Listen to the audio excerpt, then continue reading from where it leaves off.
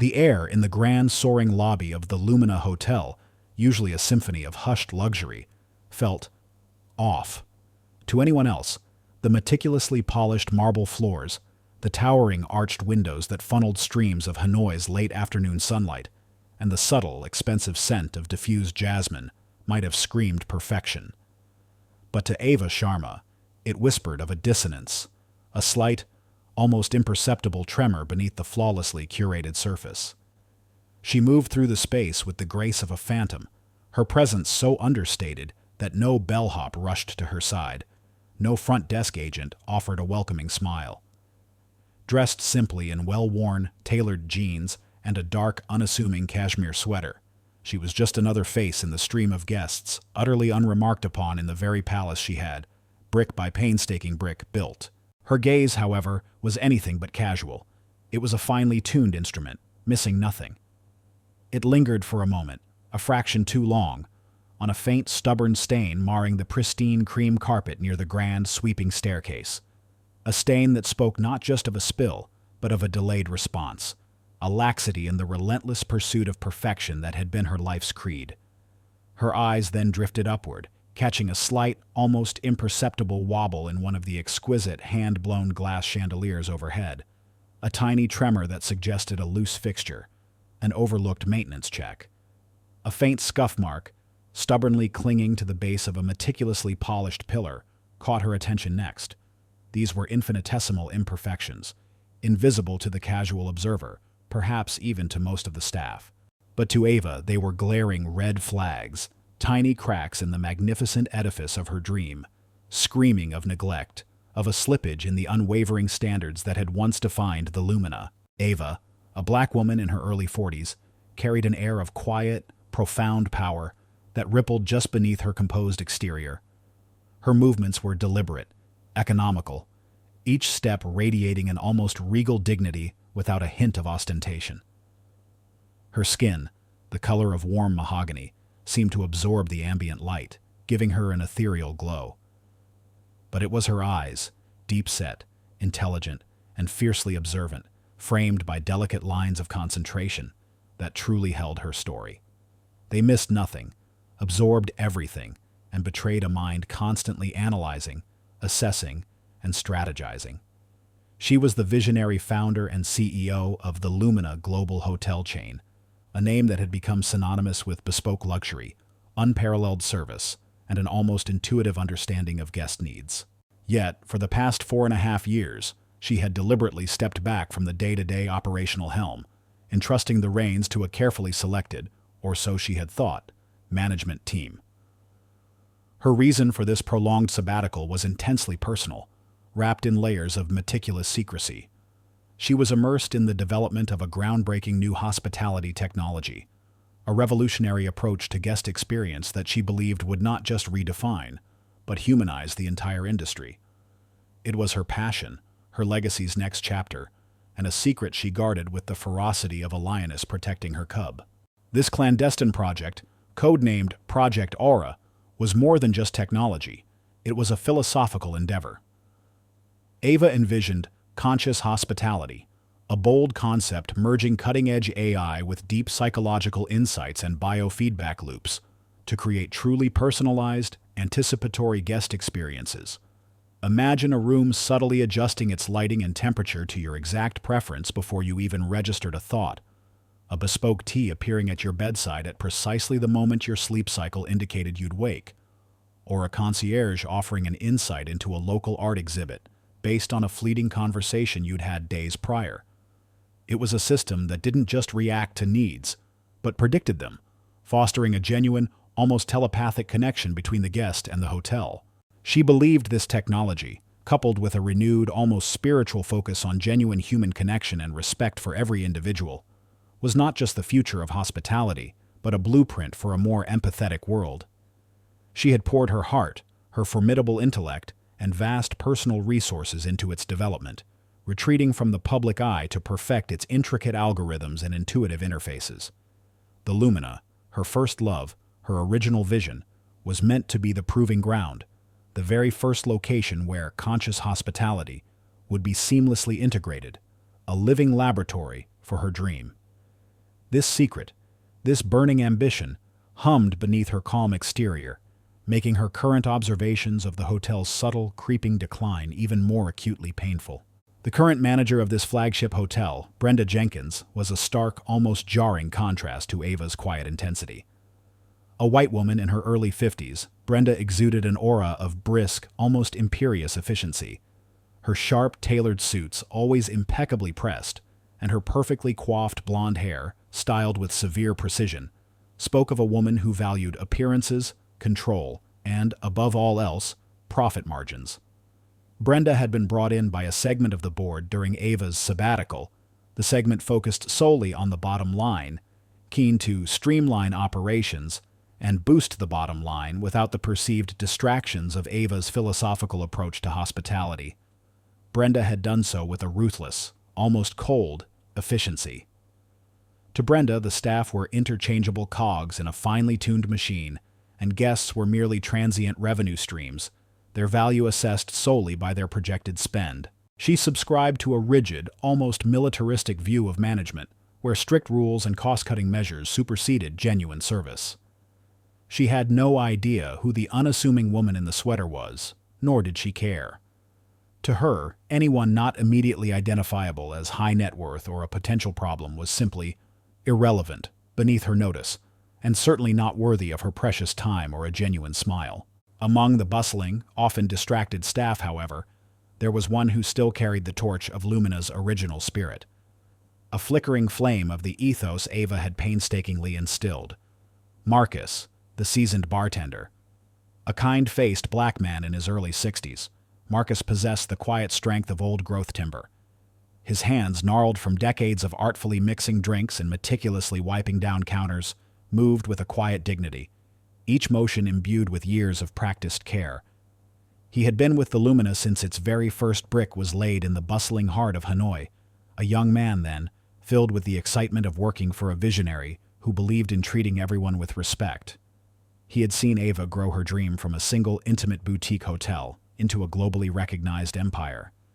He was a silent, perceptive witness to the subtle shifts, the creeping changes that had begun to erode the very soul of the hotel under Brenda's detached management. He watched the new, younger staff members move with less warmth, less genuine care, their smiles often pasted on, their eyes scanning for tips rather than truly seeing the unique individuals before them. He harbored a quiet disappointment, a deep-seated longing for the days when the Lumina was more than just a place to stay. It was an experience, a sanctuary, a home. And Marcus, alone among the current staff on duty, instantly recognized the woman in the simple sweater.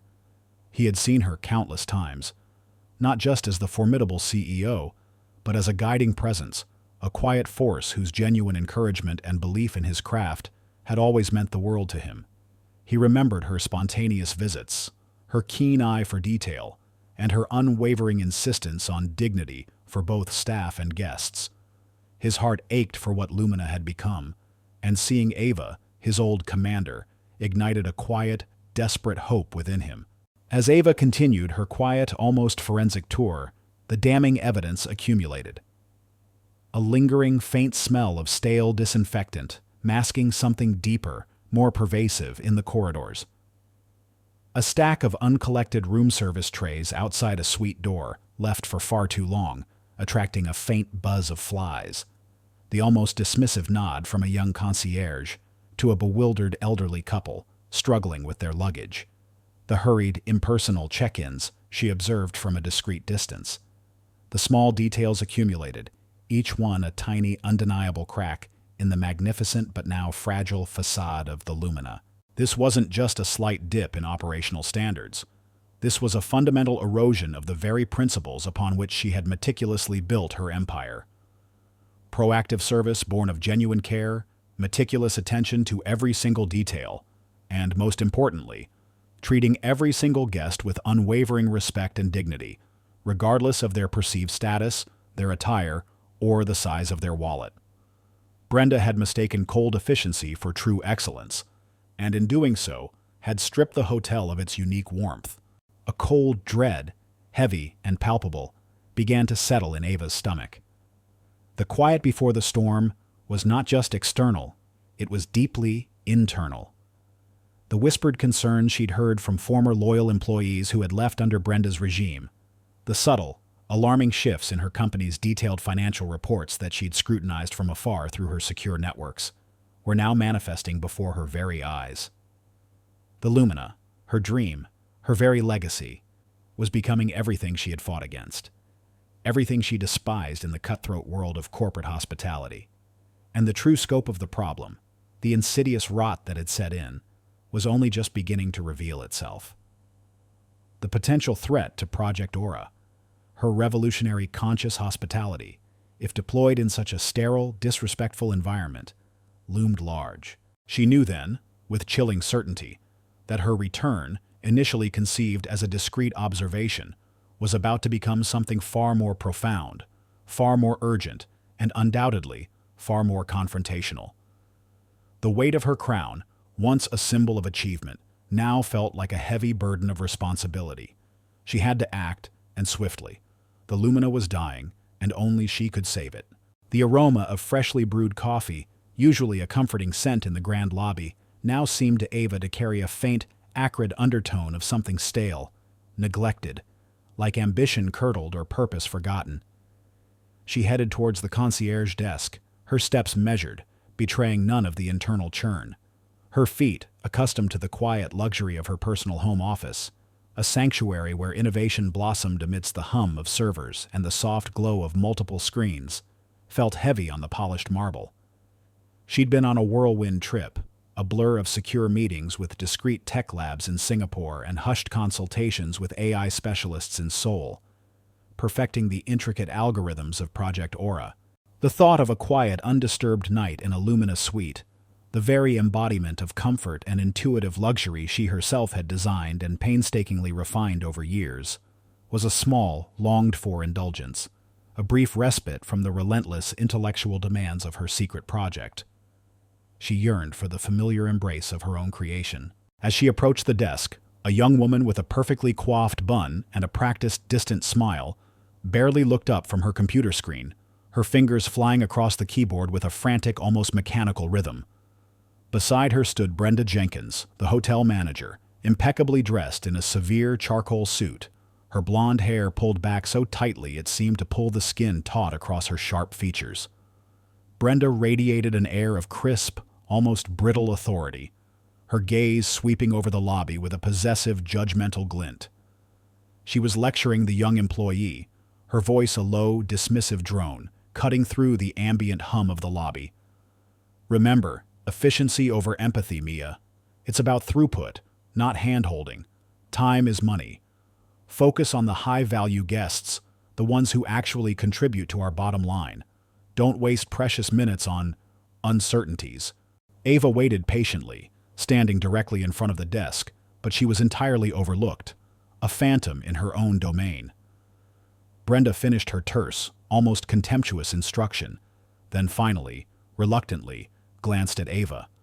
Her eyes, cold and assessing, swept over Ava's casual attire, the soft cashmere, the worn but perfectly fitted jeans, with an almost imperceptible curl of her lip.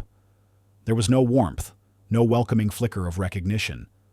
It was a cold, calculating assessment, the kind that reduced a human being to a category, a projected revenue figure. "Yes?" Brenda asked, her tone clipped, devoid of the practiced, inviting hospitality one expected from a Lumina manager. Her gaze was dismissive, subtly conveying that Ava was an inconvenience, an anomaly in the polished tableau of the lobby.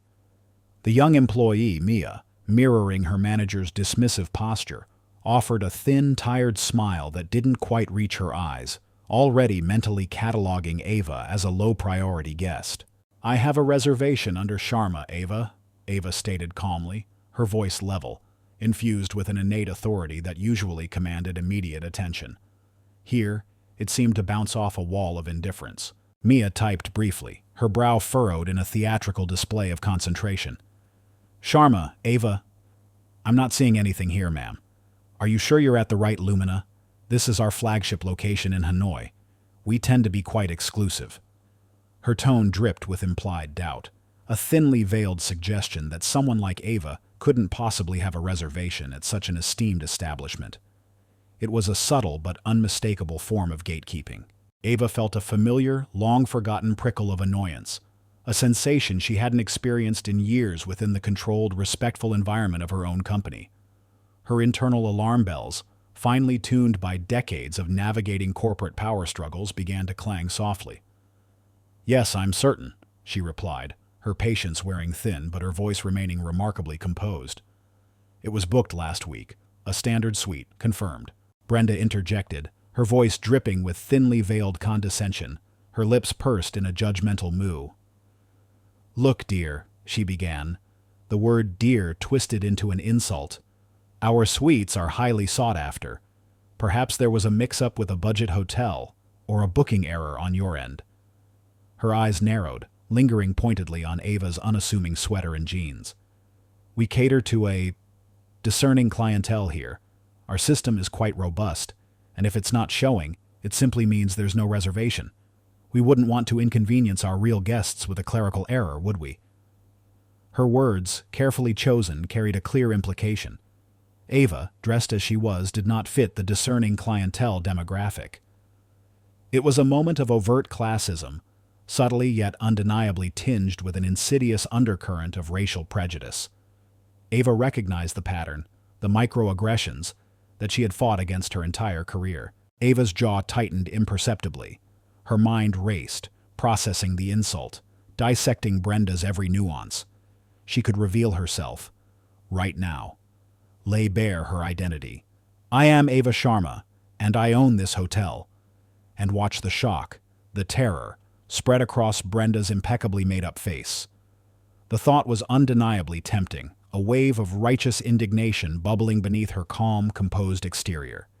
It would be so satisfying to witness Brenda's immediate, frantic scramble to reverse her egregious error. But a deeper, more strategic part of her brain, honed by years of building an empire from scratch and navigating complex corporate politics, urged caution. What would that achieve? A moment of fleeting satisfaction, perhaps. A public spectacle that would undoubtedly create immediate negative PR for the Lumina, even if it exposed Brenda. No, it wouldn't fix the systemic rot, the insidious erosion of the very principles she held dear. It wouldn't provide the comprehensive, irrefutable evidence she needed to present to the board. It wouldn't show her the true depth of the problem, the extent to which Brenda's philosophy had permeated the very fabric of her dream. This was Ava's save the cat moment, not for an actual feline, but for the very soul of her company, the ethical foundation upon which Lumina was built. Her decision here wasn't about self-preservation or immediate gratification. It was about sacrificing her personal comfort, her rightful pride, and enduring the humiliation to gather critical, undeniable evidence. It was about truly understanding the extent of the damage to her beloved Lumina, to see how deep Brenda's corrosive influence had spread. By choosing to endure the insult, by allowing herself to be treated as an unwelcome guest in her own home, she was safeguarding the future of her vision, demonstrating a profound, almost sacrificial dedication to her company and its foundational values. This quiet act of self-restraint, of absorbing the slight, was a strategic masterstroke, allowing the true antagonist to reveal themselves fully. She took a deep, centering breath, letting the insult wash over her without outward reaction, absorbing it like a sponge. "Perhaps," Ava conceded smoothly, a practiced detachment in her voice that belied the fury coiling within her. "Could you check under corporate booking or executive account? It might be under a different registration." She knew the booking was under a shell company used for Project Aura's covert operations and confidential travel, a detail not immediately visible to a standard unprivileged search. It was a subtle test, a chance for them to use critical thinking and go beyond the most basic search parameters. Brenda scoffed again, waving a dismissive hand, as if swatting away a pesky fly. "We don't have time for wild goose chases, dear. Our system is quite efficient. If it's not there, it's not there. We're very busy, as you can see." She turned her attention back to Mia, effectively dismissing Ava for the second time. "Next customer, please. Don't let her hold up the line." Ava stepped aside, but didn't leave. She stood just out of Brenda's immediate line of sight, her posture still, her mind whirring. Her eyes, however, found Marcus, the veteran bartender, who was polishing glasses behind the gleaming, exquisitely carved mahogany bar. Marcus had been watching the entire exchange, his kind face etched with a growing concern, his movements slowing perceptibly. He had seen too many good people, too many loyal guests, treated dismissively under Brenda's rule. He met Ava's gaze across the busy, indifferent lobby, and a flicker of surprise, then a slow, knowing smile spread across his kind, weathered face. He nodded almost imperceptibly, a silent acknowledgement that he recognized her. In his eyes, Ava saw the last bastion of the true Lumina spirit: warmth, respect, and quiet dignity. A faint glimmer of hope in the rising darkness. Marcus, she realized, was a vital key to her return. The dismissive exchange with Brenda solidified everything Ava had suspected. This wasn't just about a few forgotten details or an overworked, undertrained staff. This was a fundamental breakdown in the very fabric of the Lumina's culture, a systemic infection of indifference and arrogance. The respect, the genuine hospitality, the meticulous attention to every guest, regardless of their appearance or perceived social standing, was gone. Brenda's behavior was not just rude, it was a profound betrayal of the Lumina ethos, a direct assault on everything Ava had painstakingly built. The fierce pride Ava felt in her creation, once a source of immense joy and validation, now twisted into a knot of profound disappointment and cold, calculated anger. This was her point of no return. The casual observation trip had irrevocably shifted. She couldn't walk away now, couldn't retreat to the quiet sanctuary of her laboratory. She couldn't allow her legacy to be dismantled, her dream to be corrupted by arrogance and prejudice. The problems ran deeper than she had initially imagined, permeating the very core of the customer-facing operations, and they demanded immediate, decisive action. The thought of her pioneering conscious hospitality technology, meticulously designed to foster deeper, more authentic connections, being deployed in an environment so devoid of basic human warmth, was anathema. She had to reclaim her hotel, restore its soul, and remind everyone, from the newest bellhop to the most arrogant manager, what the Lumina truly stood for. Her personal mission, the search for solace and the testing of her grand vision, now fused with a fierce corporate imperative. The stage was set, not for a quiet check-in, but for a dramatic, unavoidable confrontation. She had just been kicked out of her own hotel, and the clock was ticking, a 9-minute countdown to a reckoning she would orchestrate with devastating precision. The dismissal by Brenda Jenkins had been a physical shove, not just a verbal one. Ava felt the subtle sting, the profound disrespect. Her jaw remained tight, her serene exterior barely concealing the storm brewing within. She stepped back from the concierge desk, allowing another impeccably dressed couple to approach, and watched as Brenda's demeanor instantly shifted to one of fawning solicitousness, her voice saccharine. The contrast was stark, infuriating. The Lumina Ava had built was about universal excellence, not selective snobbery. It was about an intuitive, inherent sense of belonging for every guest, regardless of their perceived station. This performative warmth, reserved only for those Brenda deemed worthy, was a mockery of everything Ava held dear. She decided to push further, to test the very limits of their insolence, to gather undeniable proof of the rot. She turned and walked towards the exclusive members' lounge, a serene space separated from the main lobby by frosted glass doors and etched glass panels. It was a place she had personally designed for quiet conversations, intimate gatherings, and a sense of understated privacy, meant to be an oasis of calm and exclusivity, but not elitism. A place where true VIPs appreciated discretion, not overt displays of wealth. As she reached the polished brass handles of the double doors, a young, impeccably dressed but stiff security guard stepped forward, blocking her path. His uniform, though pristine, seemed to wear him rather than the other way around. "Excuse me, ma'am. This area is for VIP guests only," he stated, his tone polite but firm, almost robotic. His eyes, trained by Brenda, subtly assessed her casual attire, lingering on the lack of designer labels or obvious markers of wealth. He didn't look malicious, just unyielding, adhering strictly to new, rigid protocols that clearly lacked human discretion or an understanding of true hospitality. He was a product of Brenda's system, I understand, Ava replied, her voice calm, a deceptive softness to it. I have a reservation. I just need to get it sorted at the desk. I was hoping to wait in here for a moment. It's quite loud out there. She offered a small, polite smile, testing his flexibility, his ability to think beyond a rulebook. The guard glanced briefly towards the now busy concierge desk, where Brenda was still deep in conversation with her high-value guests. Then back at Ava. His expression remained impassive. I'm afraid I can't allow that without proper verification, ma'am. It's strict hotel policy for this lounge. No exceptions. He gestured vaguely to a small, almost hidden sign that read, Authorized access only. The policy was a new addition, another one of Brenda's barriers. Just then, Brenda Jenkins, having finally finished with the VIP couple, a loud, demanding pair whose every whim she had indulged, noticed Ava near the lounge entrance. Her eyes narrowed, recognizing the unwelcome guest from earlier.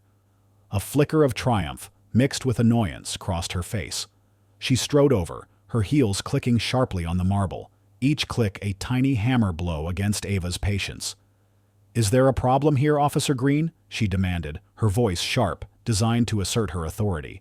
Ma'am is attempting to enter the VIP lounge without proper credentials, the guard reported dutifully, his gaze fixed straight ahead. Brenda turned to Ava, a triumphant, sneering smile playing on her lips. It was a smile of a predator who believed her prey was cornered. I told you, dear, this isn't a bus station waiting room, and it's certainly not for everyone. Her gaze swept over Ava again, lingering on the denim, the simple sweater, dripping with undisguised contempt. Perhaps you'd be more comfortable waiting outside, or, dare I suggest, at a more appropriate establishment for your budget. Her words were punctuated by a subtle, almost imperceptible tilt of her head, a gesture of ultimate dismissal. The insult, so direct and personal, so utterly devoid of any pretense of professionalism, hung in the air like a noxious cloud. It was a deliberate affront designed to humiliate, to put Ava firmly in what Brenda perceived as her place. Ava felt a hot flush rise to her cheeks, quickly suppressed by years of disciplined self-control. This was it, the final straw. The casual attire, the subtle prejudice, the outright dismissal.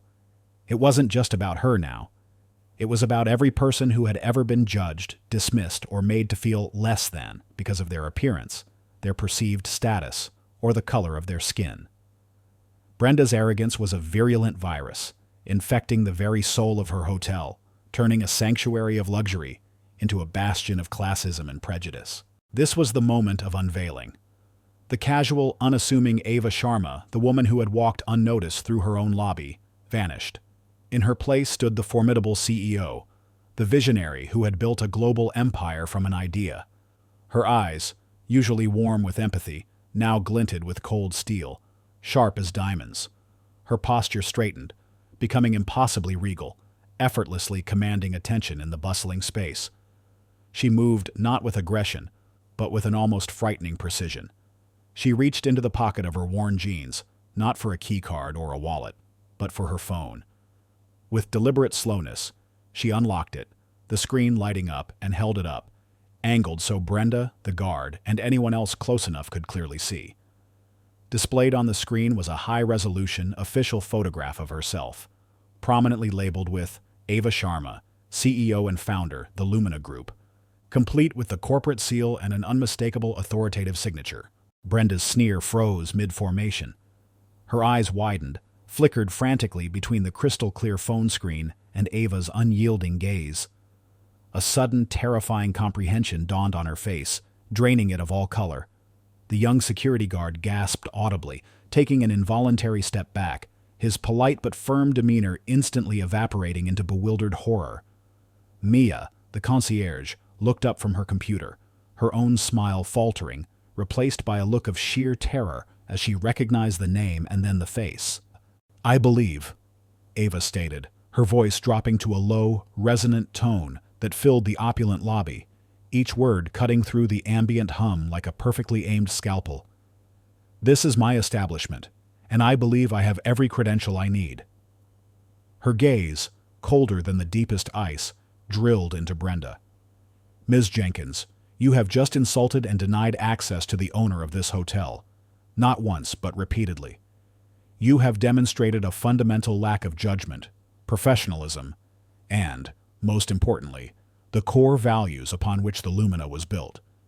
You have turned a beacon of hospitality into a fortress of snobbery. Brenda staggered back, as if physically struck by an invisible blow. Her mouth opened and closed soundlessly like a fish out of water. She tried to stammer. Ms. Sharma, I didn't recognize you. I apologize. There must be a misunderstanding. A clerical error. Her practiced servile smile reasserted itself, weak and desperate, a pathetic attempt to regain control. Her eyes darted frantically around the lobby, seeking an escape, a lifeline. Just then, Marcus, the veteran bartender, emerged from behind his gleaming counter, wiping his hands on a pristine white towel. He had been watching the entire exchange, his kind face etched with growing concern, then a slow, dawning comprehension, and finally, a surge of profound relief and quiet vindication. He had seen this coming, had hoped for it. Now he walked deliberately towards Ava, his gaze firm, his presence solid. "Commander Sharma," he said, his voice quiet but clear, carrying decades of loyalty and respect. "It's good to have you back. We've missed your vision." His words, simple and heartfelt, served as a powerful, undeniable confirmation to any lingering doubt in the minds of the staff present. An endorsement from the last bastion of true luminous spirit. Brenda spun towards Marcus, her eyes blazing with a mixture of betrayal and raw panic. "Marcus, what are you talking about? Commander Sharma? She's a nobody." Her voice rose to a shriek, her earlier composure completely dissolving into unhinged desperation. The facade was gone. Ava cut her off, her voice sharper now, a whip crack of absolute, unassailable authority. "He knows exactly what he's talking about, Ms. Jenkins. Unlike you. You prioritize profit over people, appearances over integrity. You have allowed the very soul of the Lumina to rot under your management. I saw it on the neglected carpet, in the uncollected trays, in the dismissive attitudes of your staff, and I felt it personally in your contempt. You have betrayed the trust placed in you, and you have undermined the very essence of this brand." Her gaze swept over the stunned young concierge and the security guard, who now stood rigid, eyes wide with fear and awe. "Effective immediately, Ms. Jenkins," Ava declared, her voice resonating with absolute chilling finality. "Your employment with the Lumina Group is terminated." Brenda staggered back again as if physically struck. "Terminated? You can't. I have a contract. I was brought in by the board. You're being irrational," she shrieked, her voice reaching a hysterical pitch that echoed through the stunned lobby, drawing more attention. "This is an emotional outburst. You're out of touch." Ava's eyes narrowed, a cold fire burning within them. "I am the board, Ms. Jenkins. I am the founder, the majority shareholder, and as of precisely 9 minutes ago, the moment your dismissive attitude at the front desk became irrefutable evidence, I reassumed my full operational duties as CEO. The 9 minutes later wasn't just about the firing, it was the entire process, from her decision at the point of no return to this precise, devastating moment of action. And rest assured, the board will be fully apprised of the full extent of your managerial failures, your gross dereliction of duty, and your discriminatory practices. Your contract offers no protection from the willful destruction of brand value and the betrayal of company ethos." Then, Ava dropped the final bombshell, revealing the secret seed of mystery that had fueled her prolonged absence, giving context and undeniable weight to her sudden, powerful return. "And to those of you who remain," she announced, her voice addressing the stunned staff now gathering, their faces a mix of fear and dawning hope. "Be prepared for a revolution. My temporary leave was not a vacation. It was dedicated to perfecting conscious hospitality, a groundbreaking system that combines advanced AI with true human empathy to create an unparalleled guest experience. This hotel, my original dream, will be its flagship. And every single person here who values genuine service, true respect for every guest, and innovation will be given the opportunity to be part of that future. Those who cannot adapt, Those who cling to old prejudices and cold efficiency will find themselves outside its doors. She looked directly at Marcus, her expression softening slightly. Marcus, I want you to head up our immediate retraining initiative. You understand the Lumina spirit better than anyone. You will be its guardian. Marcus's face, etched with decades of quiet endurance, broke into a wide, genuine smile, tears welling in his eyes. It would be my honor, Commander Sharma. My absolute honor. Brenda Jenkins, speechless and utterly defeated, could only stare, her world crumbling around her, her future a blank, terrifying expanse. She had been unmasked, her arrogance stripped bare by the very woman she had scorned. The silent, unassuming guest had revealed herself to be the queen, and her judgment was swift and absolute. This was the true climax of the initial conflict, a powerful assertion of authority and justice, setting the stage for the massive, meticulous rebuilding that was about to begin. The clock had struck midnight, and for Brenda, her time at the Lumina was irrevocably over. The echoes of Ava Sharma's decisive declaration still vibrated in the grand lobby, leaving Brenda Jenkins a ghostly pale figure amidst the stunned, murmuring staff. Brenda, however, was not one to simply accept defeat. Her ego, bruised, bleeding, and now publicly flayed, refused to acknowledge the shattering reality of her dismissal. Her mind, warped by ambition and a deeply ingrained sense of entitlement, immediately began to plot a desperate counteroffensive. Ava might be the CEO, the founder, but Brenda had meticulously cultivated relationships on the board, particularly with newer members and a few long-standing ones who had joined during Ava's extended sabbatical. These individuals, largely focused on quarterly reports and bottom-line figures, saw Brenda as a shrewd operator, a numbers person who had, on paper, consistently boosted profits during Ava's absence. They didn't understand Ava's philosophical approach to hospitality, viewing it as an expensive, unnecessary distraction. Within a mere hour of her ignominious exit from the Lumina's lobby, Brenda was on her secure line, her voice a low, venomous hiss, a chilling contrast to her usual clipped efficiency. She called every board member she had cultivated, painting Ava as erratic, emotionally unstable, and dangerously out of touch. She's been gone for nearly 5 years, completely disengaged from daily operations. Now she sweeps in, dressed like a common tourist, and fires a loyal, effective manager on a whim? It was an emotional outburst, a personal vendetta against my success. Brenda's voice was laced with outrage, feigned hurt, and cunning manipulation. She deliberately omitted the full context of her behavior, focusing solely on Ava's drastic reaction. She hinted at Ava's secret project as a frivolous, self-indulgent endeavor, a drain on valuable corporate resources that had yielded no tangible results. Her aim was clear, audacious, and utterly self-serving: to sow doubt, to challenge Ava's authority before she could fully reassert it, and to force an emergency boardroom showdown where Brenda believed she could regain control, or at least salvage her reputation, by portraying Ava as unfit to lead. The board, a diverse mix of old guard loyalists who had witnessed Ava's initial genius and newer, more profit-driven members, was thrown into a sudden, frantic state of alarm. Calls flooded Ava's secure line from worried allies and suspicious newcomers alike. An emergency meeting was swiftly convened for the very next morning, a mere 12 hours after Brenda's dramatic, very public dismissal. The urgent agenda, to assess Ava Sharma's re-engagement strategy and recent highly impactful personnel decisions. This was not just a meeting, it was the symbolic arena, the true trial by fire that would determine Ava's authority, her vision, and ultimately, the future of the Lumina itself. Ava walked into the meticulously appointed boardroom the next morning, her resolve unwavering, her posture radiating quiet confidence, but keenly aware of the silent skepticism that permeated the air. The room, usually a beacon of calm deliberation, felt colder, more formal, more charged with unspoken tension than she remembered. The long, polished mahogany table seemed to stretch endlessly, separating her from the scrutinizing gazes. Some of the board members, particularly the newer faces she barely knew, eyed her with a mixture of intense curiosity and thinly veiled doubt. They had only known her as a figurehead, a name on a corporate letterhead, a distant visionary.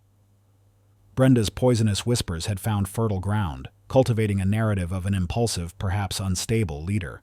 This was Ava's ultimate test, a critical trial by fire she had not sought, but was now forced to embrace. She wasn't just fighting for her position, she was fighting for her very legacy, for the core values and the intrinsic soul of the Lumina. She was, in essence, a solo warrior in this highly formalized, politically charged battlefield. She had expected to return slowly, to meticulously reintroduce her vision for conscious hospitality, to carefully integrate Project Aura. But Brenda's desperate counterattack had forced her hand, demanding an immediate and undeniable demonstration of her leadership, her foresight, and her unyielding commitment to the Lumina's true purpose. The pressure intensified exponentially as the meeting began. As Ava took her seat at the head of the table, her phone, discreetly placed on the polished surface, buzzed incessantly with alerts. Brenda's campaign had escalated far beyond the boardroom. Her network of disgruntled former employees, industry rivals, and sensation-hungry gossip blogs had ignited a social media firestorm. Hashtags like Justice for Brenda, Lumina Crisis, and CEO Gone Wild were trending globally, fueled by anonymous accounts spreading misinformation and painting Ava as a tyrannical, out-of-touch CEO who had lost her grip on reality. News outlets, ever keen to sensationalize a corporate scandal, were starting to pick up on the internal turmoil at Lumina Group, threatening to overshadow her carefully planned return and undermine the very essence of the Lumina brand, a brand painstakingly built on trust, discretion, and serene luxury. The clock wasn't just ticking on the meeting, it was ticking on Lumina's international reputation, its stock price, and potentially its very future. If Ava couldn't convince this board, the negative public perception would solidify, and Brenda might even have a legal leg to stand on, claiming unfair dismissal amidst a volatile leadership change that damaged her professional standing. The meeting began with Chairman Thompson, a long-standing ally of Ava's, a man of quiet integrity who recognized her genius, attempting to set a neutral, professional tone. "Good morning, everyone. We've convened this emergency session to discuss recent developments regarding Ms. Sharma's re-engagement and personnel decisions at our flagship Hanoi location." His voice, though steady, held an underlying current of apprehension. But the carefully planned neutrality quickly dissolved into thinly veiled interrogations from Brenda's sympathizers. Mr. Davies, a new board member representing a large investment fund, began, his tone coolly challenging, his eyes fixated on Ava with an almost clinical detachment. "Ms. Sharma," he began, "we understand you've made some rather decisive changes. Can you explain your rationale for the immediate termination of a highly effective manager like Ms. Jenkins, especially given her proven contributions to our recent profit margins, which, I might add, saw significant growth under her leadership during your extended sabbatical?" His words were carefully chosen, designed to echo Brenda's narrative of efficiency versus emotion, implying that Ava was acting impulsively. Ava met his gaze directly, her expression calm, her voice clear and resonant, devoid of any defensive edge. "My rationale, Mr. Davies, is rooted in the very foundation of the Lumina. This hotel, this entire chain, was built on a philosophy of unparalleled guest experience, achieved through meticulous attention to detail and, most crucially, profound, unwavering respect for every individual who walks through our doors. Ms. Jenkins, while indeed achieving certain short-term financial metrics, fundamentally eroded those core values." Another board member, Ms. Chen, a sharp, analytical woman who had always prioritized data, chimed in, her voice laced with doubt. "With all due respect, Ava, you've been largely absent from day-to-day operations for quite some time. Perhaps you're not fully aware of the current operational realities, the pressures of a highly competitive market. Brenda's methods, while perhaps less traditional, were undeniably effective in a cutthroat environment." Ava felt a surge of professional frustration, a familiar pang of battling short-sightedness. But she kept her voice steady, unwavering. "Effectiveness, Ms. Chen, is not solely measured by a balance sheet or quarterly profit margins. It is also measured by the enduring integrity of the brand, the morale of our dedicated staff, and the genuine intuitive satisfaction of our guests. And on those fronts, Brenda Jenkins presided over a significant, alarming decline. A decline that, if left unchecked, would have ultimately corroded our long-term profitability and reputation beyond repair. And your secret project? Mr. Davies pressed again, a hint of derision, almost a sneer creeping into his voice. We understand it has consumed a significant portion of your time and personal resources during your sabbatical. Is this a return to fanciful, perhaps self-indulgent endeavors, rather than concrete business strategy? He clearly aimed to paint her as an eccentric visionary disconnected from reality. Ava knew this was Brenda's direct attack, a calculated attempt to delegitimize her return by questioning her focus and competence. She leaned forward slightly, her eyes sweeping across the table, taking in every face, assessing every flicker of doubt. "My secret project, Mr. Davies," she began, her voice gaining a quiet power that commanded immediate attention, "is precisely why I am here. It is not fanciful. It is the strategically imperative future of this company, and indeed of luxury hospitality itself. It is conscious hospitality, a revolutionary blend of advanced AI, predictive analytics, and deep human empathy designed to transform the guest experience into something truly extraordinary." She paused, allowing her words to sink in, letting the gravity of her statement settle over the room. "And the very reason I returned unannounced in casual attire was to conduct a personal, on-the-ground audit, to see with my own eyes if the Lumina, my original dream, was truly ready for this transformative future. What I found, however, was a hotel that had forgotten its soul, a management team that had replaced genuine warmth with superficial efficiency." Her gaze, now piercing, fixed on Mr. Davies. "I experienced firsthand the very disrespectful, discriminatory, and dismissive service that Brenda Jenkins fostered. I was judged by my appearance, denied service, and ultimately, explicitly told I didn't belong in my own hotel by the very manager you champion." A collective gasp, quiet but undeniable, went through the room. Brenda had only told them Ava was erratic and emotional, not that she had been personally subjected to such blatant contempt. The weight of that personal insult, now revealed, shifted the emotional landscape of the room. "Ms. Sharma, surely you overstate—" Mr. Davies began again, his face paling slightly, but Ava cut him off, her voice gaining an unstoppable force, a steel edge that left no room for argument. "I understate nothing," she asserted, her gaze unwavering. "I have not only photographic evidence, I have security footage. I have detailed logs of every interaction, every instance of disrespectful conduct I personally witnessed from Ms. Jenkins and her key staff, captured by the very systems designed to protect our brand standards.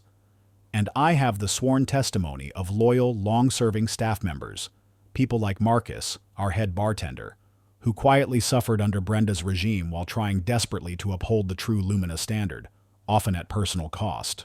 This was the devastating opening for the climax that was about to unfold. Ava wasn't just making a statement. She was laying out irrefutable, meticulously gathered proof, methodically dismantling Brenda's narrative brick by painful brick. The room went silent, the initial skepticism in the air replaced by a dawning sense of shock, profound unease, and palpable apprehension. The unassuming woman they had underestimated, the distant CEO they barely knew, was revealing herself to be a meticulous, strategic force, armed with incontrovertible, technologically backed evidence that left no room for doubt. The chessboard was set, and Ava, the queen, was about to play her final, devastating move. The future of the Lumina hung precariously in the balance. The boardroom crackled with an almost palpable tension, a stark silence punctuated only by the distant hum of the building's ventilation system. Ava Sharma's quiet, unwavering assertion that she possessed irrefutable evidence had effectively silenced the room, transforming the skeptical glances of the newer board members into uneasy shifts in their expensive chairs. Brenda Jenkins's carefully constructed narrative, whispered through back channels and amplified by social media, was now teetering on the brink of catastrophic collapse, her carefully manicured composure fraying at the edges. Photographic evidence? Security footage? Mr. Davies scoffed, his voice laced with a desperate, almost pathetic attempt at defiance. He visibly clutched at the last vestiges of Brenda's narrative. Ms. Sharma, surely you aren't suggesting that our top-tier security systems, installed at great cost, would allow for such unauthorized recording? This borders on corporate espionage, if not an invasion of privacy.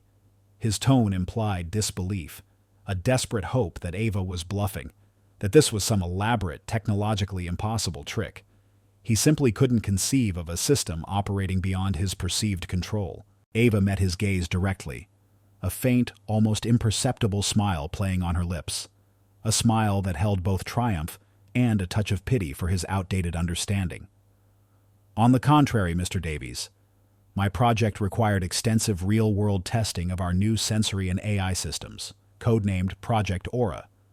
Systems that were, incidentally, designed, approved, and discreetly integrated with full board approval during my sabbatical nearly 5 years ago, though their full capabilities and real-time monitoring functions were, for strategic and competitive reasons, not entirely disclosed. Her words were a subtle, devastating jab, reminding them not only of her foresight, but also of their own past oversight, their superficial understanding of the technology they had approved.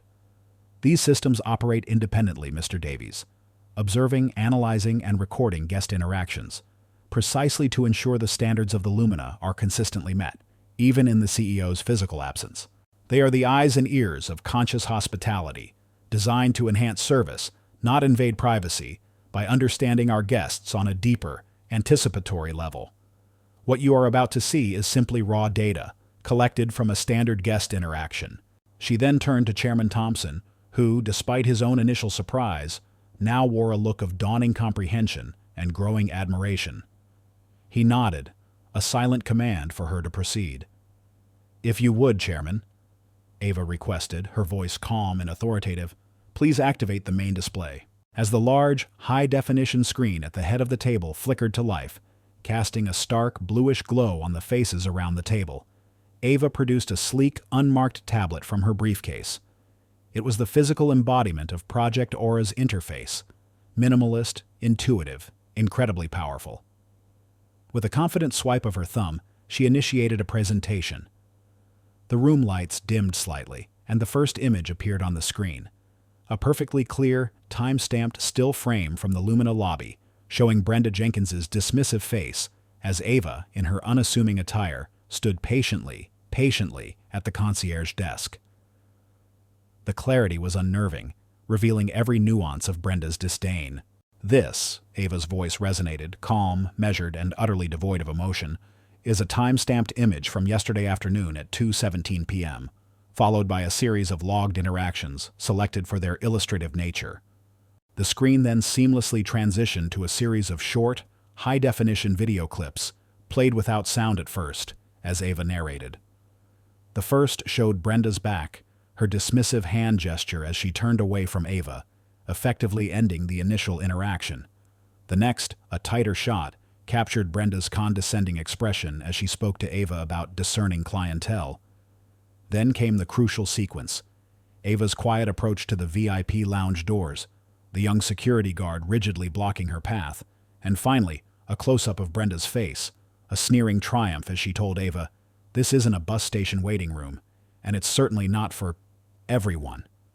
The visual evidence was damning, each frame a silent, irrefutable witness to the blatant disrespect, the classism, and the underlying prejudice. The board members shifted uncomfortably, their earlier skepticism dissolving into a chilling realization of the truth. A collective gasp, soft but audible, went through the room. Brenda, sitting at the far end of the table, looked like she had seen a ghost, not just on the screen, but staring back at her from Ava's unwavering gaze. Her face was ashen, her eyes wide with terror, her perfectly coiffed hair seeming to sag. Her carefully constructed facade of professional competence, her image as a shrewd, results-oriented manager, had just been shattered into a million pieces. "And now," Ava continued, her voice gaining a quiet power that commanded absolute silence, "I invite you to listen." She pressed a button on her tablet, and the ambient sounds of the lobby, including the crystal-clear audio of Brenda's contemptuous remarks, filled the room. Brenda's voice, amplified and undeniably arrogant, dripped with disdain. Perhaps you'd be more comfortable waiting outside, or, dare I suggest, at a more appropriate establishment for your budget. The words hung in the air, cold, undeniable, and deeply unprofessional. The board members, now visibly shaken, shifted in their chairs, some looking away from the screen, unable to meet Brenda's now horrified, pleading gaze. A wave of collective shame seemed to wash over them, a realization of the values they had inadvertently allowed to erode under their watch. This, Ava stated, her voice unwavering, cutting through the silence, is not an isolated incident. My personal audit, facilitated by the very technology you invested in, revealed a consistent pattern of neglect, of prioritizing superficial efficiency over genuine hospitality. I found uncollected room service trays left for hours, lingering stale odors in corridors, inconsistent cleaning standards, and a systemic lack of warmth and proactivity among a significant portion of the staff. Our internal customer satisfaction scores, Ms. Jenkins, have plummeted in key demographics, precisely because the values you championed, purely financial metrics achieved through aggressive cost-cutting and a dismissive attitude towards less profitable guests, came at the expense of our brand's very soul. You have turned Lumina into a transactional entity, not a sanctuary. Then came the breath-holding moment. Brenda, seeing her career, her reputation, her entire world collapsing before her eyes, suddenly lunged forward, her chair scraping loudly across the polished floor, a desperate animalistic sound. "This is outrageous! She's fabricating! This is a witch hunt!" she shrieked, her voice shrill with raw desperation, completely abandoning any pretense of composure. "This is a personal vendetta. She's just a vengeful woman out of touch, lashing out because I made profits while she was playing with her little projects." Her words were wild, unhinged, a final, desperate, flailing attempt to discredit Ava, to portray her as an irrational, emotional woman. Her face was contorted, streaked with tears of fury and self-pity. Some newer board members, caught off guard by Brenda's sudden hysterical outburst, looked momentarily swayed, a flicker of doubt returning to their eyes. Could Ava truly be acting on emotion? Was this simply a dramatic overreaction? The media narrative Brenda had created outside the room, depicting Ava as unstable, momentarily threatened to reassert itself. But Ava was ready. She didn't flinch. Her gaze remained as steady as granite. She simply raised a hand, a gesture of quiet command that somehow silenced Brenda mid-shriek. "A little project, Ms. Jenkins?" Her voice was low, yet it held an undeniable force, an edge of controlled power that commanded absolute attention. My little project is Conscious Hospitality. It's an advanced AI system, developed with the world's leading minds in predictive analytics, emotional intelligence, and sustainable design. It learns guest preferences in real time, anticipates their needs, and empowers our staff to deliver truly personalized, proactive service. It minimizes waste, optimizes resource allocation, and, crucially, enhances the human connection that defines true luxury, all while setting new benchmarks for environmental responsibility. She then initiated another video on her tablet. This time, it wasn't a static image of neglect or an audio clip of disdain. It was a meticulously crafted montage, expertly edited, showcasing the transformative power of Project Aura in its prototype phase. A guest entering a room where the lighting and ambient music subtly shifted to match their real-time biometric mood data. A virtual concierge predicting a guest's preferred coffee order before they even called room service, having analyzed their past patterns and current schedule. And most powerfully, short, poignant clips of Marcus and other long-serving, loyal Lumina staff members. These clips showed them meticulously cleaning a forgotten corner with quiet pride, greeting guests with genuine smiles and warm eye contact, offering thoughtful, unsolicited help to a lost tourist. These were the moments of true service, often overshadowed and suppressed by Brenda's new, cold protocols, but still striving, almost desperately, to maintain the old standards. A particularly moving clip showed Marcus, his face etched with quiet determination, discreetly wiping away a tear, as he spoke to another older staff member about how the Lumina spirit was fading, but we can't let it die. It was a powerful testament to the quiet resilience of the true heart of the hotel, struggling against Brenda's destructive regime, a silent plea for restoration. This, Ava concluded, her voice filled with quiet passion, a beacon of her unwavering vision, is the future I envision for the Lumina. A future where technology enhances humanity, not replaces it.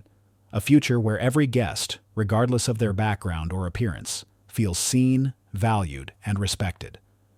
A future that Brenda Jenkins, with her outdated profit-at-all-costs mentality and deeply ingrained prejudices, was actively destroying. She was eroding our brand, one insult, one neglected guest, one demoralized employee at a time. The reactions of the witnesses, the formidable influential members of the Lumina Group board, were profound and immediate. The board members who had initially doubted Ava were utterly stunned. Their faces, once etched with skepticism and suspicion, moved through a rapid kaleidoscope of astonishment, then to dawning realization, and finally, a profound admiration. They saw not a vengeful CEO, but a visionary leader, someone who had not only built an empire, but had spent years perfecting its future, even while ostensibly absent. The sheer sophistication of Project Aura, its ethical implications, and the undeniable proof of Brenda's managerial and moral failures instantly swayed them. Murmurs of approval, then excited whispers, began to ripple through the room. Their initial doubts about Ava's erratic behavior evaporated in the face of such clear foresight, undeniable evidence, and groundbreaking technological prowess. Mr. Davies, who had been Brenda's most vocal ally, visibly deflated. He looked at the powerful images on the screen, then at Ava, then at Brenda, his face a kaleidoscope of professional embarrassment, personal regret, and utter defeat. He had backed the wrong horse not just financially but morally. But Brenda Jenkins, witnessing the complete and irreversible collapse of her support, the irreversible shift in the board's sentiment, finally broke. Her face contorted, not just with anger, but with a raw, agonizing humiliation. The sheer scale of Ava's preparation, the depth of her vision, and the undeniable, incontrovertible proof of Brenda's own failures and biases crushed her. She slowly, shakily, sank back into her chair, defeated, her arrogant mask shattering to reveal a terrified, broken woman. Her reign of short-sighted, prejudiced management was over. "Chairman Thompson," Ava stated, her voice calm and firm, cutting through the stunned silence, "I believe the evidence speaks for itself. My decision yesterday was not impulsive. It was a necessary amputation to save the heart of this company and protect its future." She paused, her gaze sweeping across the now convinced, respectful faces of the board members. "I am here to fully reassume my role as CEO, and with your full support, I intend to not only restore the Lumina's original values, but to redefine global luxury hospitality with conscious hospitality. We will not just meet expectations, we will anticipate and exceed them, all while upholding the dignity of every individual." Chairman Thompson, his face beaming with a mixture of pride, relief, and renewed hope, slammed his gavel down with a resounding thud. The board unanimously votes in favor of Ms. Sharma's immediate and full reinstatement as CEO, with absolute authority to implement her vision and all necessary personnel changes. We also commend her foresight and dedication to the Lumina Group. He then looked directly at Brenda Jenkins, his voice now devoid of any warmth. "Ms. Jenkins, your termination stands. Effective immediately, you are to vacate the premises and your access will be revoked." Brenda sat motionless, utterly unmasked, her reign of arrogance and prejudice brought to a spectacular public end by the very woman she had scorned. Ava Sharma, the unseen architect, had played her queen's gambit and won. The battle was over, and the arduous but deeply rewarding path to rebuilding the Lumina truly had just begun. The echoes of the gavel were not just a sound of judgment, but a chime of a new, more luminous dawn. The gavel's decisive thud resonated through the boardroom, a final emphatic punctuation mark on Brenda Jenkins's reign. She sat frozen, a tableau of utter defeat, her face a mask of crumpled humiliation and disbelief. The sleek, powerful woman who had prided herself on ruthless efficiency and a detached, almost clinical approach to management was now just a hollowed-out shell, her empire of profit-driven coldness crumbling around her. She had come to the Lumina to streamline, to optimize, but in doing so, she had ripped out its very heart, replacing genuine connection with calculated transactions. Now, stripped of her authority, her carefully crafted reputation, and perhaps her last shred of self-respect, she faced the stark, undeniable consequences of her actions. There was no defiance left, only a profound, chilling realization of how completely her arrogance and ingrained prejudices had blinded her, leading to her spectacular public downfall. She had fallen from grace, and there was no soft landing. The board meeting concluded swiftly thereafter, the remaining members offering Ava Sharma their unequivocal support and a collective wave of apologies for their earlier skepticism. Some approached her personally, murmuring words of admiration for her foresight and courage. Ava accepted their renewed allegiance with quiet grace, her focus already shifting from the painful past to the immense, exhilarating task of rebuilding. Brenda Jenkins, without a single word of protest or a backward glance, eventually rose from her chair and, with a ghost of her former rigid posture, walked out of the boardroom, her career at the Lumina, and likely in the high-stakes hospitality industry, irrevocably shattered. The silence she left behind was not empty, but filled with the promise of renewal. For Ava, the immediate aftermath was a whirlwind of activity, a meticulously planned whirlwind she had envisioned even during her sabbatical. Her first priority was to restore trust and morale among the staff. She personally met with department heads, with frontline employees, with everyone from the kitchen staff to the housekeepers, listening intently to their stories, their frustrations, and their ideas. She reinstated loyal, long-serving staff members who had been marginalized or dismissed by Brenda's regime, offering them not just their old positions but opportunities for growth and leadership within the newly re-envisioned Lumina. The young concierge, Mia, and the security guard, Officer Green, who had inadvertently been part of Brenda's dismissal of Ava, were given a profound chance at redemption. Ava didn't fire them.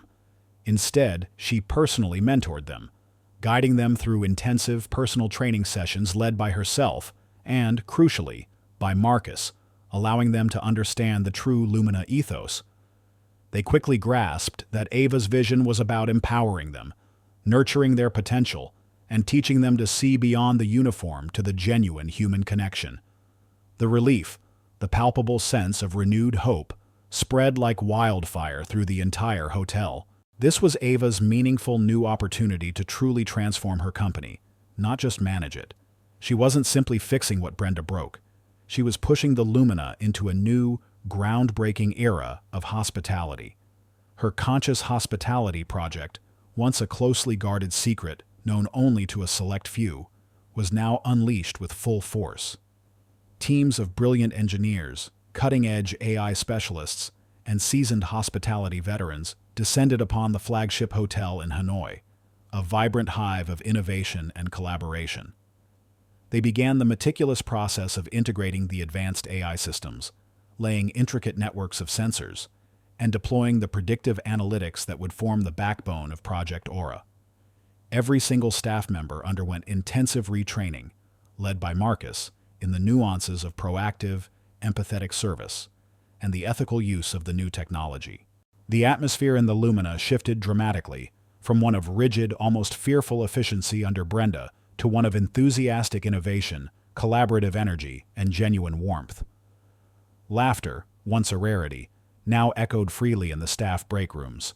Weeks later, amidst the joyful chaos of retraining workshops, software deployments, and the subtle hum of new technology coming online, Ava found a quiet moment of profound satisfaction. She sought out Marcus, the veteran bartender, finding him meticulously wiping down his counter, a familiar, comforting rhythm. They settled at a corner table in the still transforming lobby bar, now infused with the scent of fresh paint and new beginnings. The air was filled with a sense of hopeful anticipation, a vibrant contrast to the quiet despair and stifling tension that had lingered under Brenda's detached, cold management. "It's good to feel the old spirit returning, Commander Sharma," Marcus said, his voice soft, a genuine, deep-seated smile illuminating his kind, weathered face as he polished a crystal glass until it gleamed. "For a while, I thought we'd lost it forever. It felt like a hotel without a soul. Just a fancy building, but no heart." His gaze was filled with a quiet pride and immense gratitude. Ava nodded, a contemplative expression on her face, her eyes scanning the busy, now vibrant lobby. "It was, Marcus, and I take full responsibility for that. My prolonged absence, my belief that the foundations were strong enough to withstand any leadership, was naive. I delegated too much, trusted too blindly. I allowed the focus to shift from our core values to mere numbers, and that was my mistake."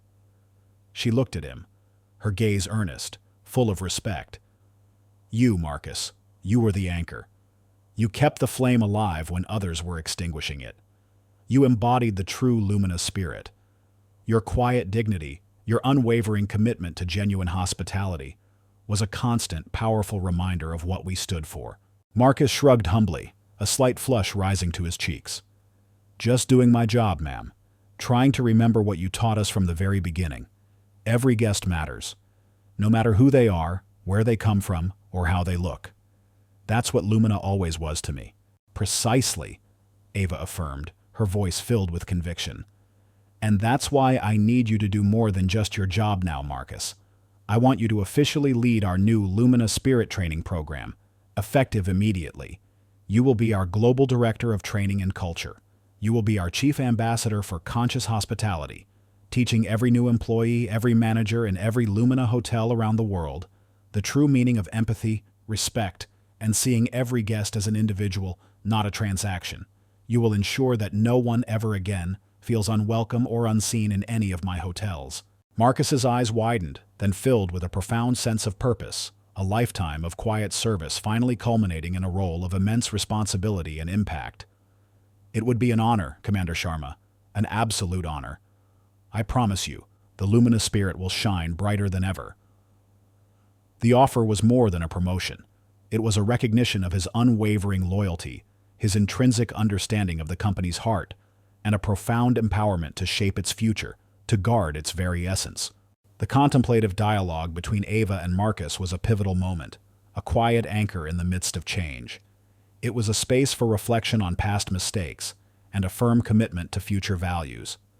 It solidified the new calm that settled over the Lumina, a calm not merely from the absence of conflict, but from the quiet confidence of a grand vision being revitalized, a testament to resilience and a profound fundamental shift towards a future built on genuine connection and unwavering respect. The bitterness of betrayal had been replaced by the sweet taste of restoration and the quiet promise of a legacy reborn. The weight of the crown was no longer a solitary burden, but a renewed, shared purpose, strengthened by those who truly understood its value and were committed to its luminosity. The Lumina was not just a luxury hotel, it was becoming a movement, a living testament to Ava's belief that hospitality was, at its heart, about humanity. 3 years later, the Lumina Hotel shimmered, not just with the polished gleam of its marble and glass, but with an almost palpable aura of warmth, innovation, and a profound sense of purpose. It stood as a beacon in the global hospitality industry, a living testament to Ava Sharma's unwavering vision and unyielding spirit. The faint stain on the carpet was long gone, replaced by a spotless expanse that reflected the soaring ceilings. The wobbling chandelier had been expertly secured, its crystals now catching and refracting the sunlight in dazzling patterns. Every detail, from the subtle, calming fragrance of white tea diffused through the air to the genuine, heartfelt smiles of the staff, hummed with the revitalized Lumina spirit. Ava, now undeniably a titan in her field, moved through the redesigned lobby, her presence commanding yet approachable, a magnetic force that drew respect without demanding it. She wore her success lightly, with an inherent grace, always mindful of the arduous journey that had brought her here. Her hair, now streaked with a touch more silver, framed a face etched with the lines of profound thought and quiet satisfaction, a reflection of wisdom earned through adversity. Under her renewed leadership, the Lumina hadn't just recovered from Brenda Jenkins's damaging tenure. It had soared to unprecedented heights, setting new benchmarks for luxury, technological integration, and most importantly, human-centric service. The Conscious Hospitality System, once Ava's closely guarded secret known as Project Aura, was now fully integrated across all Lumina properties worldwide. It was a seamless marvel of cutting-edge technology and deeply empathetic human touch. AI intuitively adjusted room ambiances based on real-time guest preferences and even their biometric data, predicting needs before they were voiced. Tablets in every suite offered personalized recommendations for local experiences, dining, and wellness, based on intricate guest profiles and even their daily schedules, allowing for instant, anticipatory access to services. Yet, the technology never overshadowed the human element. Instead, it empowered the staff. Guided by Marcus, now the esteemed global director of training and culture, Lumina's employees were renowned throughout the industry for their proactive empathy, their intuitive service, and their genuine connection with guests. Marcus, his eyes still holding that quiet dignity and a profound sense of pride, moved through the hotel like a beloved elder statesman, his calm presence a constant living reminder of the core values Ava had instilled from day one. He had personally transformed the training modules, ensuring that every new hire, from the front desk to the executive suite, understood that true luxury wasn't about opulent decor alone, but about making every single guest feel seen, valued, and profoundly respected. His own journey, from quiet bartender to global culture leader, was a testament to Lumina's renewed commitment to valuing its people. Ava's influence, however, stretched far beyond the luxurious confines of the Lumina hotels. This was her paying it forward in action, a tangible and powerful manifestation of her lifelong commitment to social justice and equitable opportunity. Drawing deeply on her own experiences of being underestimated, dismissed, and judged by appearance and race, she established the Lumina Pathways Foundation. This robust, multi-million-dollar philanthropic endeavor was dedicated to providing comprehensive scholarships, rigorous mentorship programs, and unparalleled career development opportunities for aspiring hospitality professionals from underserved communities around the globe. It focused particularly on young women of color, ensuring they had the financial resources, educational tools, and invaluable networks to break through traditional barriers and ascend to leadership roles within the highly competitive industry. Ava personally dedicated a significant portion of her time to the Foundation's scholars, often holding intimate, impactful mentoring sessions where she shared her raw, unfiltered story of resilience, vision, and the quiet, persistent power of being true to oneself, even in the face of overwhelming odds. She emphasized that true power lay not in the title, but in the integrity of one's character. She became a highly sought-after speaker at global economic forums, technology summits, and ethical leadership conferences, her narrative resonating deeply with audiences worldwide. She spoke not just of cutting-edge business strategies and AI integration, but of the profound, often underestimated impact of integrity, empathy, and the urgent necessity of challenging superficial judgments. Her story, the one about the black CEO kicked out of her own hotel, became an inspiring urban legend, a powerful parable for corporate ethics, the transformative power of a clear vision, and the unseen strength of individuals who dared to be different. It was a stark reminder that true value often hides in plain sight, dismissed by those who choose not to see. One crisp autumn morning, 3 years after Brenda's spectacular downfall, Ava stood at the edge of the sprawling lobby of the Hanoi Lumina, gazing out at the bustling, harmonious scene. Sunlight, brighter and more welcoming than ever, streamed through the towering windows, illuminating the cheerful chatter of guests and the graceful, efficient movements of her truly dedicated staff. A young woman, a recent graduate from the Lumina Pathways Foundation program, now confidently managed the concierge desk, her smile warm and genuine as she greeted an elderly couple, patiently helping them with their travel plans. Marcus, now with a distinguished streak of silver in his hair, oversaw a group of new trainees behind the bar, his laughter soft and encouraging as he demonstrated the perfect pour, his voice a steady hum of wisdom. Ava wasn't just observing her empire, she was witnessing her legacy manifest before her very eyes. In every courteous gesture, every genuine smile, every seamless, technologically enhanced interaction, she saw the vivid reflection of her original dream, shining brighter than ever, purer than she could have imagined. The faint stain, the subtle wobble, the cold dismissiveness, all were distant, almost forgotten memories, replaced by a vibrant, tangible reality of warmth and belonging. The Lumina, now a global standard for luxury and ethical hospitality, was a living testament to the fact that when arrogance is replaced by humility and prejudice by profound, unwavering respect, light truly illuminates everything. It was a beacon, not just of five-star service, but of a transformed future, a powerful symbol of what could be achieved when a leader chose to build on timeless values, not just fleeting profits. The crown Eva wore was no longer a burden of responsibility, but a radiant emblem of a dream fulfilled, its brilliance reflecting in the countless lives she had touched and elevated. If this story stirred your heart and reminded you that courage can alter destinies, and that light always finds a path even in the deepest darkness, please leave a comment. Share this story with those who need inspiration. Like, subscribe, and hit the bell to never miss our upcoming narratives that delve into the profound human spirit and the power of unseen heroes. Thank you for joining our journey.